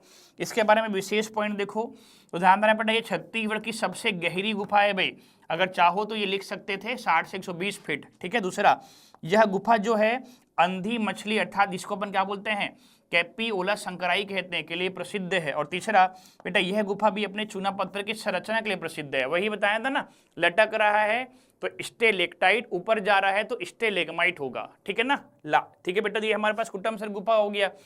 देखो आपको गुफा ही पूछा था प्रश्न में, क्या बोलता है गुफा, तो आपको जितने भी बस्तर में गुफा है ना सबके बारे में 2-2 लाइन बता देना था बेटा, ठीक है ना। तो ये कैलाश गुफा हो गया, कुटुमसर गुफा हो गया। एक और गुफा ले लेते हैं, चलो एक हमारे पास है बेटा, वहां पे कौन सा गुफा है, दंडक गुफा है। कौन सा गुफा है, दंडक गुफा।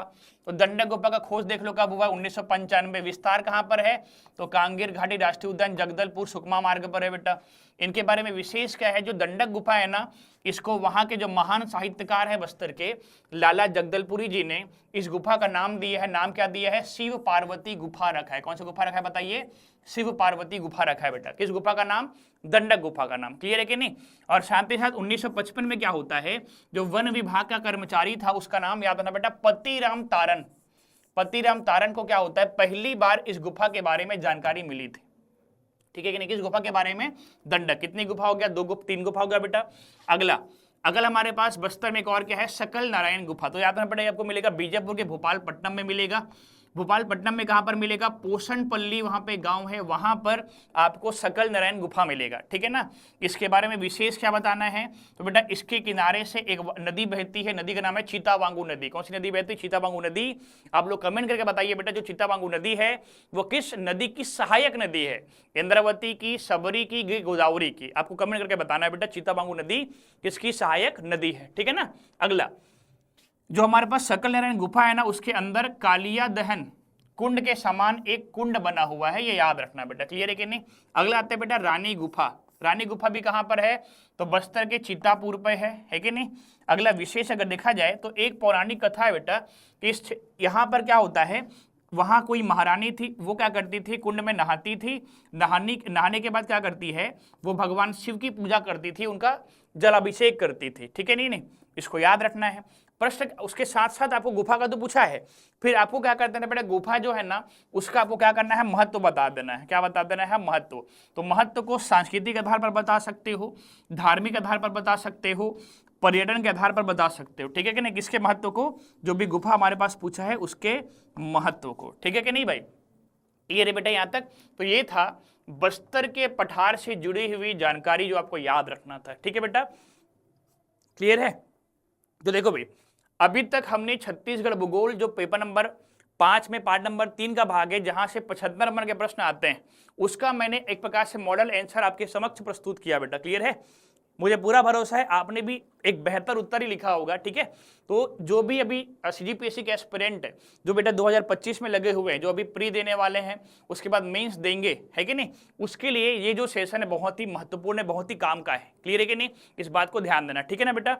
तो आपको इस टॉपिक से जो भी फायदा हुआ, अगर कुछ भी डाउट है तो प्लीज आप कमेंट करके हमसे पूछिए बेटा, क्लियर है कि नहीं, ठीक है। तो एक बेहतरीन उत्तर आपके समक्ष प्रस्तुत होगा। कैसे आप मेंस को डील कर सकते हो वो भी हमने एक बताने की कोशिश की है। मैंने आपको एक आखिरी बार बोलना चाहता हूं कि बेटा अगर आपको छत्तीसगढ़ भूगोल मेंस के लिए रेडी करना है तो एकमात्र बुक फॉलो करो बेटा, एलन वर्मा।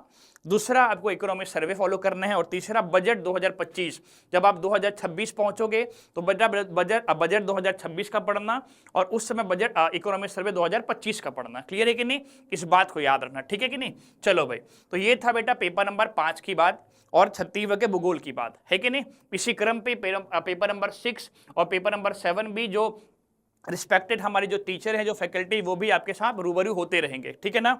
चलो भाई, अब इसके बाद बेटा अगर देखा जाए, सबसे महत्वपूर्ण आपके साथ अपन एक अनाउंसमेंट करना चाहते हैं आपके समक्ष, उसको देखिएगा। याद रखना, जैसे आपको पता है हमारा संस्थान हमेशा छात्रों के लिए हमेशा समर्पित रहा है बेटा, क्लियर है कि नहीं। तो याद रखना, उसी कार्यक्रम के अंतर्गत देखा हमारे पास ये खासकर जो हमारे बच्चे हैं जो स्पेशली सीजीपीएससी प्री को टारगेट कर रहे हैं, याद ना कौन सा पीएससी प्रीलिम्स 2025 देखा है आपने, देखा होगा बेटा कि 2024 का पीएससी प्रीलिम्स कैसे हुआ, 2023 का पीएससी प्रीलिम्स कैसे हुआ, जो भी अभी प्रश्नों की जो तरीके हैं प्रश्न पूछने का, वही हमारा लेवल रहेगा, स्टार्ट किया है। और आप, मुझे पूरा उम्मीद है बेटा आज आपने टेस्ट दिया भी होगा, और अब आपने तो टेस्ट दिया है, साथ ही साथ आप अपने दोस्तों को भी मोटिवेट करो टेस्ट देने के लिए, क्योंकि बेटा ये जो टेस्ट अगर बताऊं मैं आपके बारे में, इसके बारे में बेटा, टोटल हमारे पास 45 टेस्ट होंगे। कितने टेस्ट होंगे? 45 टेस्ट होंगे भाई, ठीक है ना। जिसमें बेटा जीएस के 28 टेस्ट होंगे और सीसेट जो है ना 17 टेस्ट होंगे। याद ना, जीएस के साथ साथ आपको बेटा सीसेट का भी ध्यान रखना है, ठीक है ना, प्रारंभिक परीक्षा के लिए, क्लियर है कि नहीं, इस बात को याद रखना, ठीक है, ठीक है बेटा, याद रखना, ध्यान रहे बेटा, ये 20 जुलाई है, ठीक है, 20 जुलाई है, ठीक है, इसके लिए मैं क्षमा प्रार्थी हूं, ठीक है, 20 जुलाई बेटा, आज की बात बोला मतलब 20 जुलाई है, क्लियर है कि नहीं, इस बात को याद रखना, ठीक है कि नहीं। अगला, तो टोटल हमारे पास 45 टेस्ट होंगे, इसमें से जीएस के 28 टेस्ट होंगे बेटा, सीसेट के 17 टेस्ट होंगे, ठीक है। जो भी जानकारी चाहिए बेटा आपके पास ये क्यूआर कोड लगा हुआ है, इस पे पूरी जानकारी आपको मिल जाएंगे, ठीक है। उसके अलावा भी आपके पास हमारे सेंटर्स के नंबर भी हैं। रायपुर जो हमारा हेड ब्रांच है, ठीक है, हमारा दुर्ग में भी ब्रांच है, अंबिकापुर में भी ब्रांच है, जगदलपुर, बिलासपुर, राजनांदगांव और रायपुर में बेटा हमारे 3 ब्रांच है। और आपको बता दूं, रायपुर का जो ब्रांच का श्री गणेश है, जो अनुपम गार्डन के समीप है बेटा, वहां पे नया बैच स्टार्ट हो रहा है 5 अगस्त से, ठीक है कि नहीं, इसको भी याद रखेगा, क्लियर है कि नहीं। अच्छा, और आपको अगर और भी जानकारी चाहिए बेटा तो आप जो भी यहाँ पे कांटेक्ट नंबर है उस पर आप कांटेक्ट कर सकते हो, क्लियर है कि नहीं, इसको याद रखिएगा, ठीक है बेटा। तो आई होप आप अधिक से अधिक संख्या में जुड़ेंगे और साथ ही साथ आपके मित्रों को, आपके परिवारजनों को इस टेस्ट सीरीज के बारे में, इस टेस्ट सीरीज के महत्व के बारे में जरूर बताऊंगे, ठीक है। थैंक यू सो मच बेटा, आज का क्लास यहाँ पर समाप्त करते हैं, बाकी दूसरे विषय को लेके आपके समझ बहुत जल्द अपन हाजिर होते हैं। Thank you so much.